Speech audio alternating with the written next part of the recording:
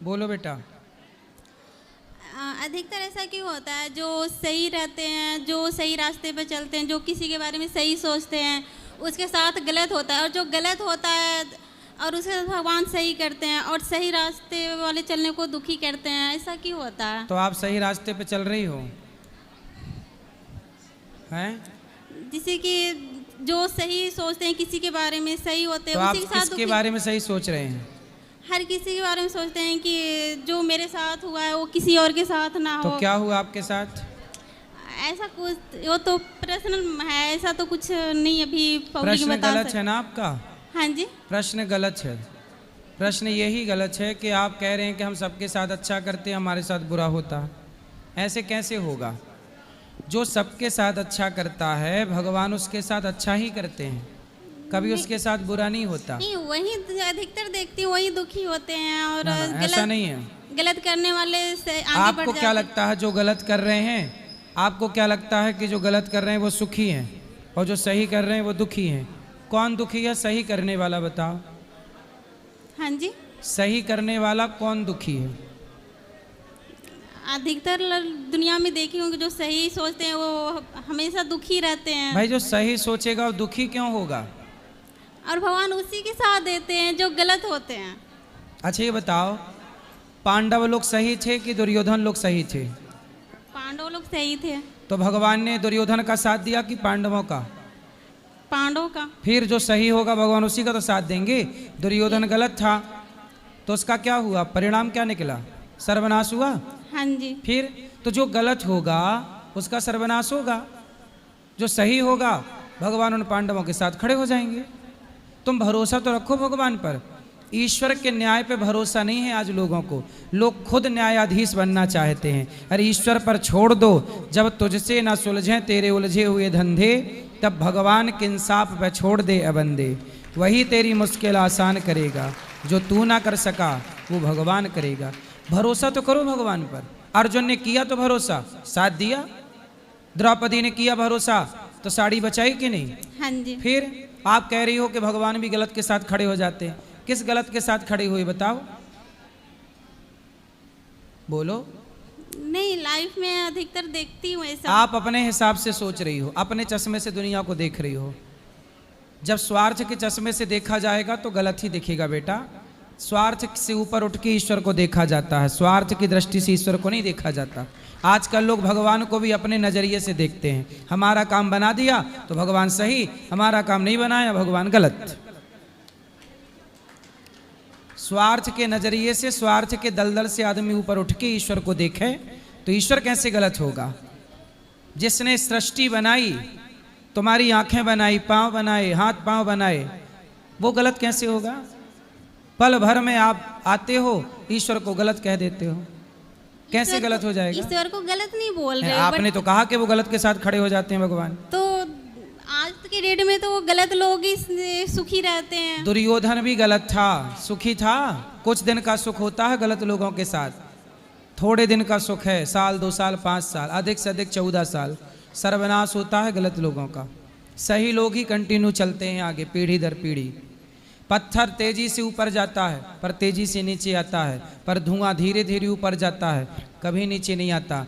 जो slow slow धर्म से आगे बढ़ते हैं सिर्फ ऊपर जाते हैं, वो कभी नीचे नहीं आते। और जो बेईमानी से चलते हैं पत्थर की तरह होते हैं, तेजी से गए तेजी से गिर गए। पतन भी तो होता है, नाश नहीं होता। बुरे लोगों का देखा नहीं आपने? देखी हूँ। फिर तो आपने वो नहीं बताया जो देखी हूँ। चलो और कुछ सवाल? नहीं, और कुछ है नहीं है बस। और कोई आरोप है भगवान पर? नहीं। नहीं, भगवान कभी गलत नहीं करते, याद रखिएगा। इंसान ही गलत करता है और सारा पूरा भगवान पे थोप देता है।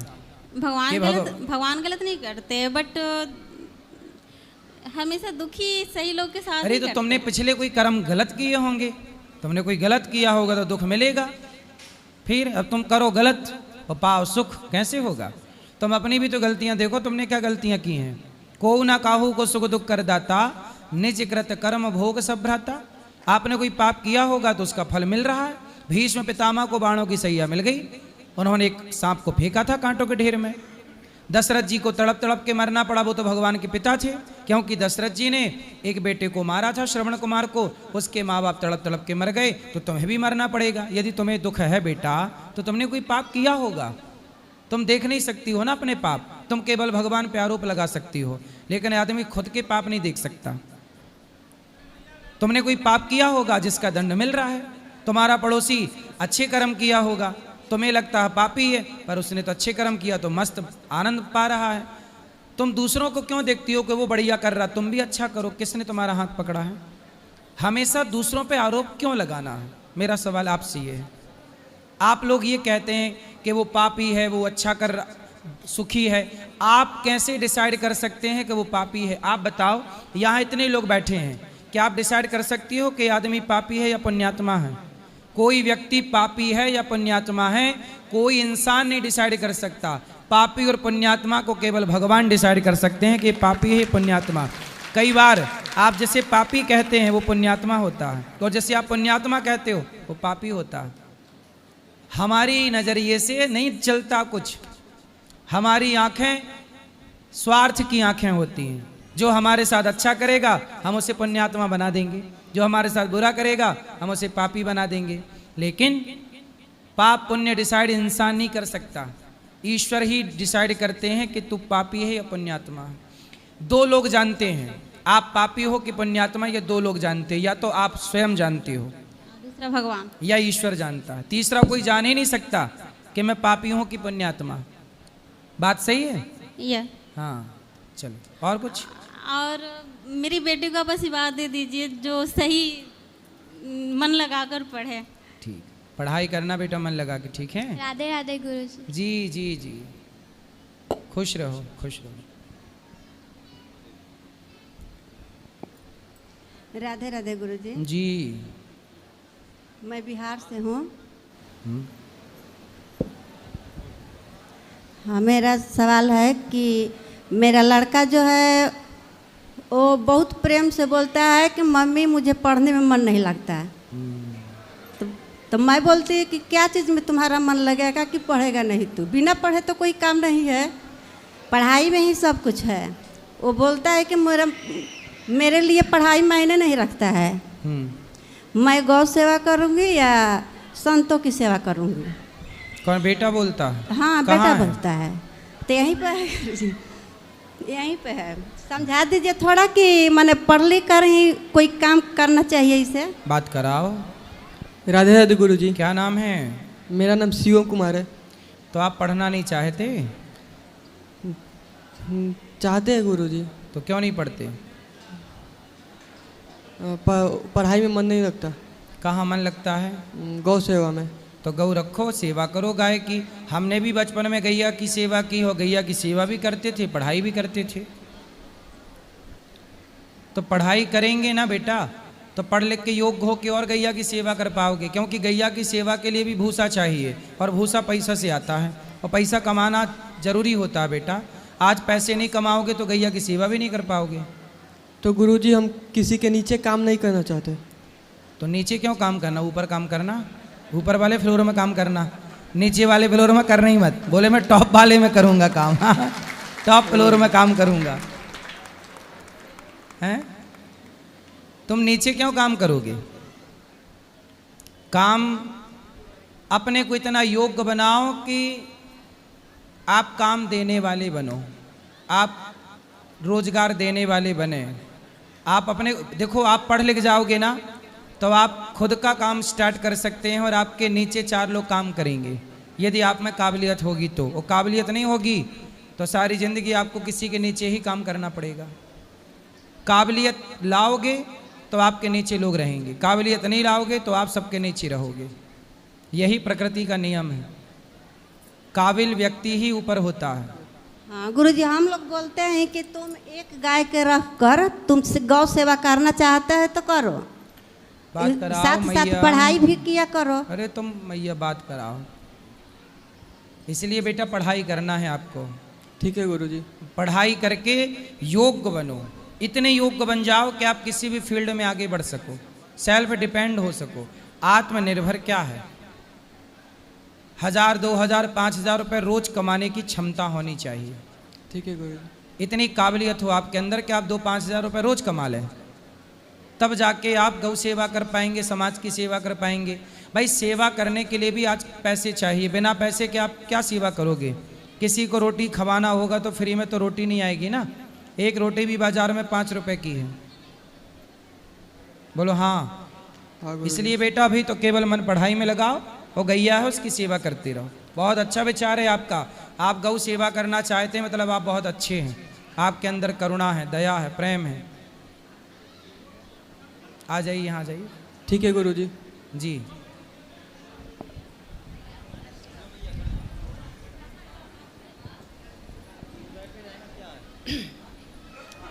जय श्रीमन नारायण गुरुजी। जी। राधे राधे। हम अंडमान निकोबार आइलैंड से आए हैं। हैं? अंडमान निकोबार आइलैंड से आए हैं। 3 साल से आपसे जुड़े हैं। अंडमान अंडमान आनीबान, अंडमान निकोबार, जी आइलैंड से आए। अंडमान निकोबार द्वीप से आई हैं। बताओ मैया। जी मेरा कुछ क्वेश्चन तो नहीं है, लेकिन एक बात पूछनी है। हाँ मेरा सास ससुर परम धाम को गए हैं, ठीक है। लेकिन उनका गौ सेवा नहीं हो पाया है। लेकिन अभी कौन कर सी सेवा नहीं हो पाई? गौदान तो करवा लो। अभी कर सकते हैं उनके नाम से जो भी पुण्य चाहे कर सकते हैं। जी के बताइए।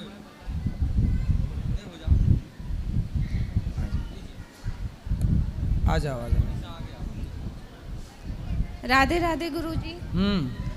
मेरा कोई क्वेश्चन नहीं है, पर मुझे ये पूछना है, थोड़ा आगे आ जाओ। मुझे ये पूछना है कि जैसे कि कहते हैं कि हम जो भी जिंदगी में कर रहे हैं सब कुछ पहले से रचा हुआ है, सब कुछ लिखा हुआ है, एक पत्ता भी ईश्वर की मर्जी से हिलता है, तो फिर हमारा क्या रोल है? आपका अपना रोल है कि आप जैसा करते हैं वैसा आपके साथ होता है। ईश्वर की मर्जी के बिना पत्ता नहीं हिलता। ये ज्ञान सबके लिए था ही नहीं। जो ज्ञान सबके लिए नहीं था वो ज्ञान यदि आपको मिल जाएगा तो आप उसका मिसयूज कर लेंगे। जैसे परमाणु बम, इसको सब नहीं बना सकते। जी। सारे देश इसको बनाने के अधिकारी नहीं है। सही है? जी बिल्कुल। पाकिस्तान बना लिया तो देखो रोज धमकी देता है। तो गलत लोगों के हाथ शक्ति लग जाएगी तो वो शक्ति का क्या करेंगे? मिसयूज करेंगे। उसी तरह सारे ज्ञान, भैया सब बैठो, सब बैठ जाओ। सारे ज्ञान सबके लिए नहीं होता। जैसे भगवान की मर्जी के बिना पत्ता नहीं हिलता, ये ज्ञान किसके लिए है? जो ईश्वर में श्रद्धा रखते हैं। जो व्यक्ति, अच्छा ये बताओ, जब मैं ये बात जान लूँगा कि ईश्वर की मर्जी के बिना पत्ता ही नहीं हिलता, तो बताओ फिर मैं क्या चोरी करूँगा? बिल्कुल नहीं। जब मैं ये जान लूँगा कि सब ईश्वर की मर्जी है, तो क्या मैं किसी बहन बेटी के साथ गलत करूँगा? लेकिन आजकल चोरों को ये ज्ञान लग गया, तो चोर चोरी करता है और बाद में बोल देता है ईश्वर की मर्जी के बिना नहीं हो रहा, तो मतलब चोरी खुद करता है, आरोपी भगवान को बना देता है कि भगवान आरोपी है। चोर के लिए ये ज्ञान था ही नहीं। ये ज्ञान उन लोगों के लिए था जो भगवान से अत्यधिक प्रेम करते हैं, जो धर्म के रास्ते पर चलते हैं। धर्म के रास्ते पर चलने में यदि आपको कोई अड़चन आ जाए तो समझ लो, कष्ट आ जाए तो समझ लो ये ईश्वर की मर्जी है, इसे भी प्रसाद मान के स्वीकार करो। तो जो ज्ञान है ईश्वर की मर्जी के बिना पत्ता नहीं हिलता, ये बात सत्य तो है। ये ज्ञान खारिज नहीं कर रहा हूँ, ये ज्ञान सही है, पर ये ज्ञान सबके लिए नहीं है। पहले आप ये बताओ कि इस ज्ञान को पाने के पहले क्या योग्यता चाहिए? सत्यम वद धर्मम चर, सत्य के मार्ग पर चलो, दया करो। पहले दया धर्म सत्य के रास्ते पर चलो, फिर बाद में आपको ये ज्ञान होगा कि सब ईश्वर की मर्जी से हो रहा है। जी बिल्कुल। अब पहले ये बताओ, पहले ABCD पढ़ाया जाता है कि XYZ पढ़ाया जाता है? ABCD। हाँ, तो पहले ये पढ़ो कि दया करो, पहले ये करो कि सत्य बोलो, सबका भला करो। जब आप ये पढ़ लोगे तब आखिरी में ये पढ़ना कि ईश्वर की मर्जी के बिना कुछ नहीं हो रहा है। ये आखिरी की पढ़ाई थी। लेकिन अब पहली पढ़ाई तो आपको याद नहीं है, का खा गा ABCD याद नहीं है, XYZ याद है, तो XYZ से होगा क्या? ABCD तो याद है ही नहीं।